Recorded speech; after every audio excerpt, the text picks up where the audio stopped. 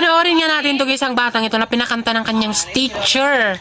Sige na. Shout out sa mga Bisaya. I love Bisaya. Kaulaw. Go. Kay daghan kay sila maminaw nimo. Nag-eskwela, walay papel, walay chinilas, nagtiniil. Init ulan na agian, padulong ko sa eskwelahan.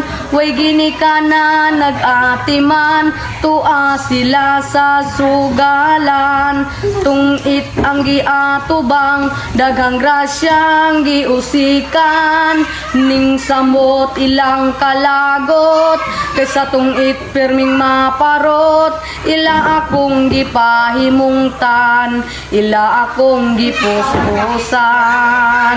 Ug karon nakaamgo na, kayong sugal wag yo'y ayo. Ulahi na ang tanan, kaysa purpis gitang tangan.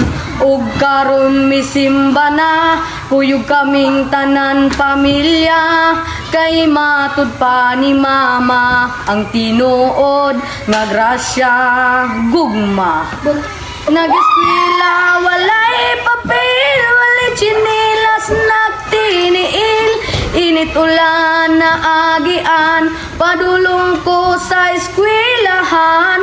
Way ginikanan, nag-atiman, tua sila sa sugalan. Tungit ang giatubang, mga grasyang giusikan. Ning samot ilang kalagot, kaysa tungit perming maparot. Ila akong gipahimungtan, ila akong gipuspusan.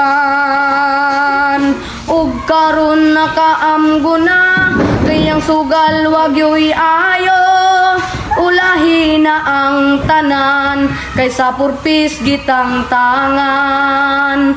Ug karon ni simba na, kuyog kaming tanan pamilya. Kay matud pa ni mama, ang tinuod nga grasya gugma. Ayan, yung ano niya, kanta niya, more on message siya. Kaya naman guys, i-share natin tong video na ito para lalong mas maraming makarinig. Kasi parang ano siya, warning, yung ano niya, yung lyrics niya, I mean yung kinakanta niya, para sa mga nanay natin, sa mga magulang natin na, di ba, sa mga nalululong sa sugal, lalo na sa mga basta sa sugal. Ayan, para maraming makapanood, i-share na natin tong video na ito. And, grabe, in fairness, ang ganda ng boses niya. Naiintindihan ko yung lyrics, Bisaya, kasi I'm Waray. Kaya may part na Bisaya din kami. Pero, hindi lang ako makapagsalita ng Bisaya. Pero naiintindihan ko. Kaya naman guys, i-share na natin tong video na ito. At ayan, thank you for watching. See you in my next vlog. Bye!